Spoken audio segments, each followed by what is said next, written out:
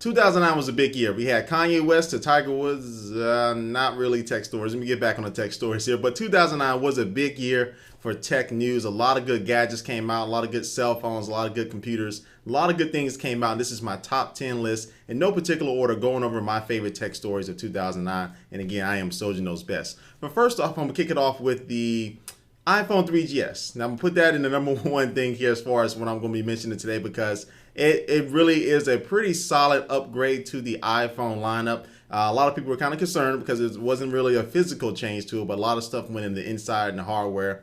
And so it wasn't as big as a leap that the iPhone 3G was coming from the original iPhone, but it was still a substantial leap in order to change the game for cell phone industry once again. That coupled with the 3.0 software update that came not only on that phone but for other phones as well, definitely kicked the iPhone 3GS off to have record sales and did a pretty good job. So the iPhone 3GS did a good thing for tech this year as well. And from there, we're going to go over to the Zune HD. The Zune HD kind of was the rebirth of the Zune market from Microsoft. Microsoft really failed on the Zune for the past few years. I was the original Zune owner. I actually owned a Zune before the iPod, but I haven't bought one after that. After I got my iPhone, the Zune really just didn't interest me. But this Zune HD came out, and it generated a lot of buzz because not only did it feature an OLED screen or OLED screen, however you said, but also it had a pretty good solid design. It had very fast specs. Now, the one thing that is still kind of lacking now is the application store for it. It's a very good MP3 player, very good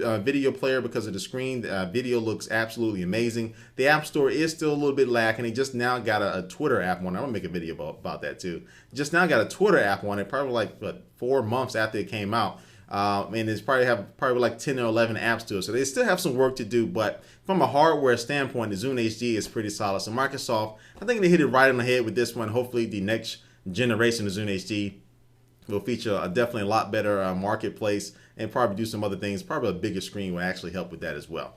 Now from there, we're going to jump to one of the biggest games of all time, Call of Duty Modern Warfare 2. I myself, I waited out in the line for this game, and I actually, I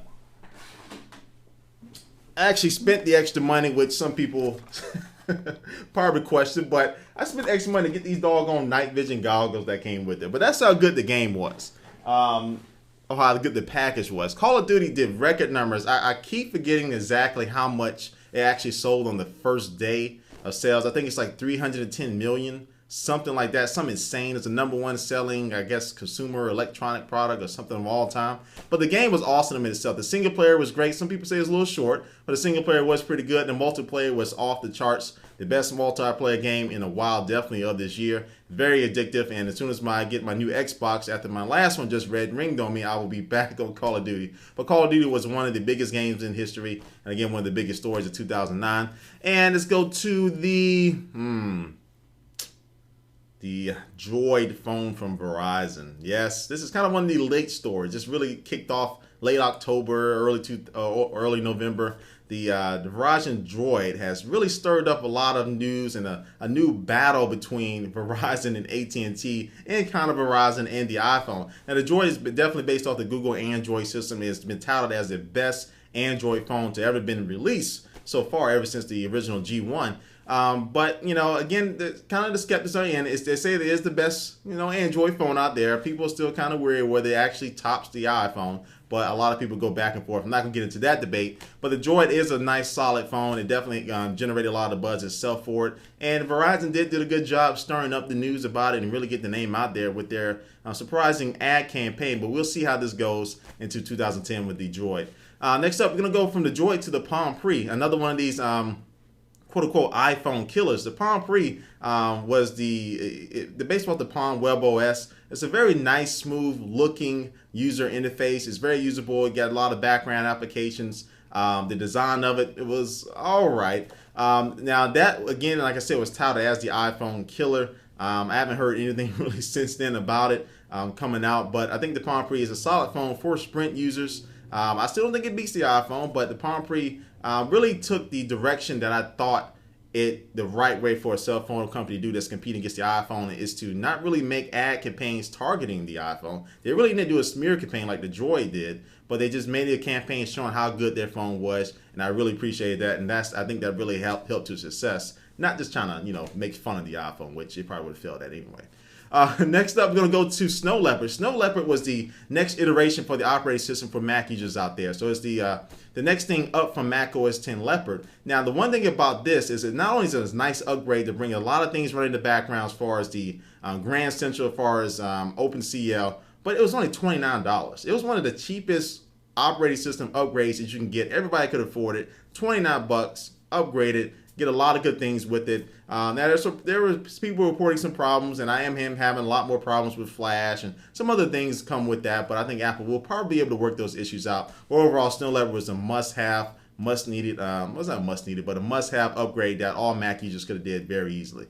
Now from Snow Leopard, we can go to its competitor, Windows 7. Windows 7, or Microsoft in this case, had a lot to really prove with this operating system because Windows Vista got off to a real shaky start. They did pick it back up. It was a solid operating system towards the end here, but definitely a lot of users, actually myself, actually switched over to Mac after upgrading Windows Vista, and it really just gave a bad taste in Microsoft's mouth. But with Windows 7, I think they did a nice little comeback here. They really focused on the user interface and make it a little bit more shiny, a little bit more eye-friendly, easy on the eyes for you, kind of a little bit more Mac-like as well. But they also made it lighter and faster as well. Boot ups, shutdowns are way faster. It can run on netbooks. It can run on very other machines. You don't need to actually do a hardware upgrade with this operating system. But Windows 7 is an overall good operating system. I have it on my iMac here. I enjoy it. It's nice. But, you know, we'll see how that goes. And definitely Microsoft has this still a little bit uphill battle to get people more comfortable with upgrading now. But I think they're doing a pretty good job with Windows 7. Now we're going to go to... where are we at? Now we're going to go to Google. Now, two things came from Google. Google Chrome and Google Wave. Now, Google Chrome, I'm going to talk about the Google Chrome browser and the operating system. The operating system, I think, is going to suck. The Chrome OS is going to be, I don't think it's really good at all. It's going to basically it's basically the browser, but that's it. And there's a couple little things to it. So the Chrome OS, I really don't think it's going to take off at all. Now, the browser is really going to take off. I think it is a nice, solid browser. I think it's definitely better than Internet Explorer. I think it is better than Firefox as far as speed is concerned.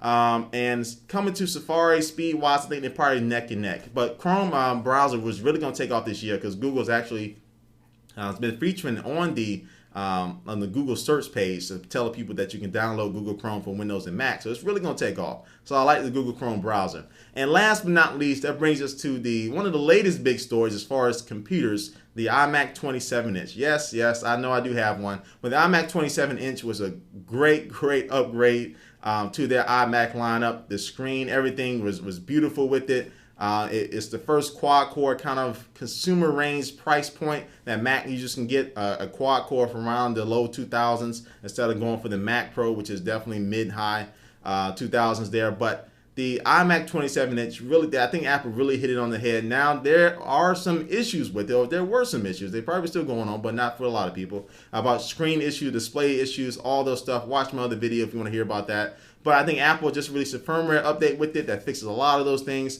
But I think overall, this is still a solid computer. And definitely, hopefully by 2010, they'll have all the kinks worked out of it. But the iMac 27-inch is going to round off my top 10 list of 2009 here. But anyway, I want to know what you think. What are your best tech stories that you think that missed my list of what you should have been in this list? Leave a comment below and then we'll make a video response. And I'll probably check them out and I might do a little rebuttal here and cover some other things that I missed. All right, it's been Soldier Knows Best here. I will see you in 2010, but I'll probably end up making more videos before that. But anyway, thanks for watching. I'll catch you later.